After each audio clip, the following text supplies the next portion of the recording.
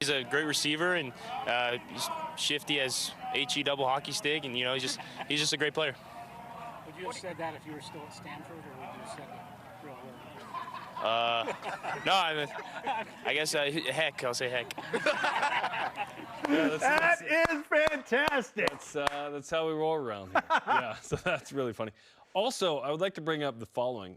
Brett McMurphy tweeted, starting today for 49 consecutive days, there will be a college football or NFL game played every day until November 26th. The fun starts tonight with Missouri State at Middle Tennessee, ... This is the dispensation of the fullness of kickoff time, Spencer. I cannot wait for 7 straight weeks. 7 straight weeks of football. Football heaven, Jerem. That's the opposite of HE double hockey sticks. The NHL started last night, too, so that ties in. Go Mammoth. Yeah. I love it. I love that Bear Bachmeyer said that. And then corrected himself to heck. Well, would you have said this when you were Stanford? That's a good follow-up by Jadrian. Oh, so good. That's the proper way to start this show. That was hecka awesome. All rise and shout. Let's get to what's trending.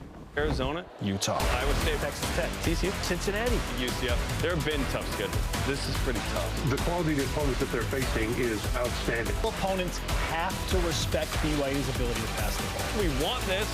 We welcome this challenge. It is now the defining part of the season.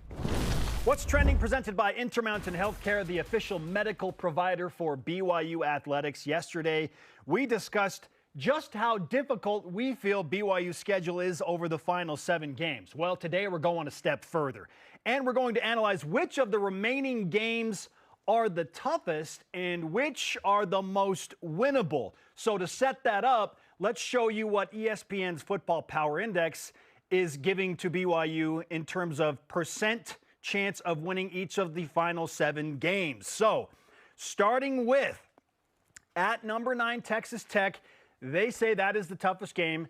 Almost a 40% chance still to win in Lubbock. That's pretty good. That's pretty high. Wow. That's the only game BYU is an underdog in. If you will, in the FPI. 50, yeah. Exactly. At Iowa State and Ames, 52.3% chance. That's essentially a coin flip game. Utah, not much different than that, 57.7. Then Cincinnati, they say, is the 4th toughest game.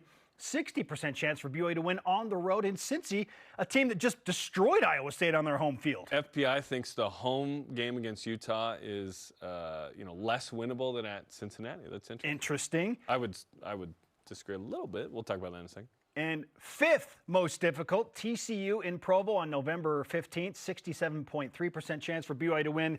The remaining 2 are at Arizona. That's this Saturday. 70% chance, says ESPN's FPI, that BYU wins that game on the road in South Arizona. And the easiest game, UCF, 85.7% chance to hold serve in Provo. That's a tough draw for UCF to have to come to Provo in late November. Right. I love the schedule of that game. I think that's perfect. The Florida boys in late November. Come on. That's great. Okay. So now the question is, after we set the table with the FPI, Jerem, how would you rank the 7 games from toughest to most winnable? I pretty much agree with those 7. The only switch potentially would be Cincinnati, Utah. I still think Utah's a good team. I know Texas Tech took it to them specifically in the 4th quarter. Utah couldn't get the ball down the field. Tech is clearly the best team in the league. Like, they are clearly number 1. Yes. That's reflected right here. They did a great job with NIL and getting guys, and they've congealed really well with a lot of transfers. Like, not everyone does that. So props to them. The rest of this, probably pretty spot on. It's tough to go to Iowa State and win. Utah's always a tough game. They went 5-7 last year. BYU had to have a 4th and holding game-winning field goal to beat them on the road. That was huge. Just win. Just figure it out. So, yeah, I think I generally agree with this. There's not anything overly egregious in that list to me. I would, in terms of moderate differentiation, I'm going to put Cincinnati at number 2 behind Texas Tech. And here's why. Coming off what they did Saturday. Think about what BYU has just gone through by the time they get to Cincinnati. Yeah. It is the second to last week. It's on the road. It's Cincinnati's senior day. They're clearly a better team than we thought they would be. They're going to come out with some emotion. BYU has just gone through the gauntlet, and now at the tail end of it, you have to go to Cincinnati. Yeah. That is a a great point. difficult draw. So that's why I put that up at number 2. Iowa State's number 3 for me just because of the road factor. Utah's in the middle at 4. I like BYU at home. I'm going to give that some credence. And especially Clearwater Revival. if that game is a night game. And it is a 6 p.m. local kickoff time. It is. That's the earliest we define night as being. So TCU at 5 is crazy. I'm like, wow, really? TCU's at 5? TCU's a really good football team. That just tells you how difficult the back 7 are. Yes, BYU. and the Big 12 is full of good teams. There's a lot of good teams. Arizona, tricky game, rain in the forecast this weekend. 90% chance of rain. Steady rain as we move later into the night. We could have delays. It's southern Arizona, like lightning, thunderstorms. Like this could get super weird on Saturday night, which only adds to Is that good or bad for the BYU? challenge of what BYU faces there. Yeah. To your point about Cincinnati, so they play at Utah, then home Arizona, then BYU. So they're home for 2 consecutive weeks. So that's a tough sort of entrance into that as well. And then after that is at TCU. So, yeah, no rest for the weary here in the Big 12, man. Okay, yesterday we both said 4-3 is what we expect in these 7. Many of you reacted strongly to that, saying, what? I want to read some of those tweets in a second. Some of you think we're crazy. They're 5-0. Why aren't they going to go 6-1 or 7-0? Because the schedule is really tough. That's why. So, here are the most winnable, according to FPI, as we mentioned. UCF at the top, at Arizona, TCU, at Cincinnati. Do you think these will be the 4 BYU wins? No, I don't. Talk to me then. I think, I'm telling you, that Cincinnati game really, really troubles me because of what BYU has gone through by the time they get there. And if Cincinnati is, let's say, 5-2 in conference play, and they're trying to close out their final 2 games and be 7-2 and get to a Big 12 championship, and they're playing for a, something really special, that just mounts the pressure. So I would not put Cincinnati in the top 4 most winnable games. And say, these are the 4 games that BYU is going to win. I do like BYU this weekend at Arizona to figure it out. I do too. I think that they've heard all week, like, oh, BYU's in trouble at Arizona. Like, they can't run the ball. Arizona's defense is super good. Not saying they're not, but I do trust BYU's coaches to figure out a scheme that's going to work. And I think Arizona's pass defense will be challenged for real for the first time. Even if it is raining, BYU's still going to try and throw the ball. Like, they will try and score that way. Yeah. And end Arizona's streak of no passing touchdowns allowed. That's going down. Okay. This weekend. So BYU will have 2 or 3 passing touchdowns. Arizona, UCF. I like BYU at home against TCU. Okay, so those 3, yes. But I would actually take Utah at home over Cincinnati, or even at Iowa State over at Cincinnati. I agree with you. I think my 4 are this: at Arizona, Utah, TCU, UCF. I have the 3 home games in there. I think at Texas Tech, if you win that, you are a Big 12. You are the best team in the Big 12 suddenly. If you win a road win at you know Texas what I mean? Tech, come on, you're the best team in the Big 12 all of a sudden. That is a massive prove me game. Also, it's coming after Utah. We know the physicality of that game on both sides, from BYU and from Utah. The week after, those 2 teams are going to be beat up, man. At Iowa State, you win that, that's one of the best road wins BYU's had in recent memory. I mean, Iowa State is really good. That's a tough place to play in Ames. And then at Cincinnati, you chronicled. So those kind of the 3 toughest road games, I naturally just pencil in as, okay, if I'm saying 4-3, those are the 3 L's to me. So at Arizona this weekend, you get to 6-0. We still don't know how good BYU is. They're good, but how good, right? I'm excited to find out. TCU, UCF. I am too, because like we talked about yesterday, we've wanted this for so long. Be in a Power 4 conference. Be a Power 4 program. BYU's acted like it for a long time. Now they get a chance to prove it. We made the F1 racing comparison to get the tires Great movie, warm. by the way. If you haven't seen it. Amazing. Woo! Amazing soundtrack, amazing film. Get the tires warm with the first 5 games, and then let's see what you got when you can go full speed. Okay, at Clayton Young 17 yesterday to me, when I said 4-3. You said 4-3 too. Yeah. Dr. Spencer too. What a bum take. If BYU can continue firing on all cylinders, another car reference, Clean up mistakes. There's no reason why this team can't go 6-1, 7-0 during that stretch. I understand not wanting to have unrealistic expectations, but what happened to rooting for your team? Trust me, I know who pays the bills. We want 12-0, go to Arlington, go to the college football playoff, and so on. That's not but we are not cheerleaders. What we are is analyzers of what's actually out there. Experts in this field, and what we think is a tough schedule. Therefore, 4-3. And a 9-3 regular season with a true freshman? You're telling me that's not awesome? Come on. I know they started 5-0, but the challenges of the teams BYU has beaten have not thrust BYU yet into they are a Big 12 title contender conversation. They're not being discussed as such yet. They have to beat Arizona, and then they have to beat Utah and be 7-0, and then they will still probably not be at the top of that conversation because it is Texas Tech's league to lose right now. If you go to Tech and you win that game, now we're talking. It would take 8-0 for BYU to be thrust to the top of the list. It really would. Maybe 7-1 with a win in Lubbock. It would be disingenuous if both you and I sat here and were like, yep, mark it down. Undefeated. BYU's going 12-0. We want that. We want it. Listen. We want it. We want 12-0. We do. But it's a tough schedule. It's the Big 12. Like, it's tough, man. Come on. There's a difference. The control room's like, what's going on? Between, like, suggesting that we doubt BYU's capabilities. No. It's not about BYU. Nope, it's about the toughness. We respect the opponents. We want to be fair. And guess what? When you manage the expectations and are fair, and if BYU then exceeds said expectations, it's all the sweeter. It's so much better. So start your own pod where you just say BYU is going to win every game, okay? You can do that. That's fine. It would be borderline reckless for us to sit here and just say, yep, they're going to win every game. Now, when we talk about basketball, however, we'll be fair to that. It just so happens that we believe that BYU is going to win most of their games this year. Yeah. Yes. Yeah. No, I see and hear the people that are like, why are you saying 4-3 and not 6-1? Haters!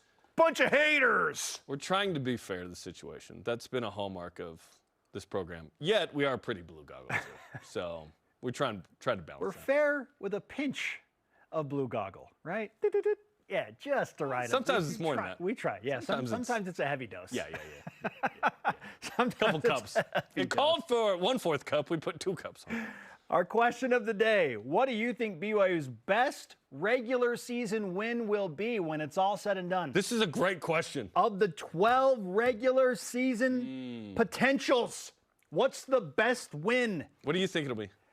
I think it's going to be at Iowa State and Ames. Nice. I love that. I want it to be at Texas Tech and Lubbock. Yeah. And people are like, why would you say Utah? Utah's no. I think a road win at Texas Tech or at Iowa State or even at Cincinnati. How good do we think Utah's going to be? Do we think they're going to be 9-3? I think they're similar to BYU. I think they're on par with BYU, 9-3. Yeah, I do too. And that'd be a good win. A 9-win regular season Utah team, potentially. Okay. Yeah. I know it carries way more emotional balance and weight. Okay. Wait, trust it does? me, I understand. Are you sure? At Dr. What are you Ryan talking Hecht. We're talking about something that would move the needle. You better be a doctor or you're a liar. Like what moves the needle with the national pundits and the people that matter the most. At Iowa State, at Texas Tech. Yeah. Right? At Dr. Ryan Hecht on X says, a win at Texas Tech and Lubbock would be huge. Yeah, no doubt. That'd be season changer, like exclamation point. That might actually be bigger than the Big 12 title game because it'd be true road. And it might be Texas Tech's only loss of the season if you did that. Like they might go in undefeated. The regular season? Yes. Yeah. They have a chance to go undefeated. I think they could. They're the only team in the Big 12 where I feel that way. They already won at Utah. Okay, where's Texas Tech going to stumble? Maybe once somewhere. Maybe against Brigham. Maybe it's BYU, and BYU's coming off a bye week. Ammon Potter on X says beating Iowa State in Ames. Agrees with you. I think that could. I really think that could. They happen. are beatable. They are beatable. Yeah, we've seen that. Okay. At Nick from Norwood on X says Utah. No other words are needed. Yet they were used. The best, not the one you care about the most or the one you're most emotionally tied to per se, but like what's but he believes that it's going to be Utah. Nice. And Utah's a good team. Wayne on sure X, from Facebook Norwood. and Instagram. Yesterday, the NCAA approved the proposal to adopt the the dates of January 2nd through the 16th as the new transfer portal window for all FBS and FCS players in 2026. Are these the best dates? It seems pretty close to where you should put it. And I know it gets tricky with the college football playoff, but that only affects 12 teams. Those teams maybe are granted exceptions because they're in the college football playoff. Are they? I don't know. I don't know. I don't think they're. Maybe not. I didn't read that. So Colton Potter, our producer, just told me 2 teams in the championship game get 5 days after the championship game is over. And oh, by the way, most of the people will have committed before the championship. Probably.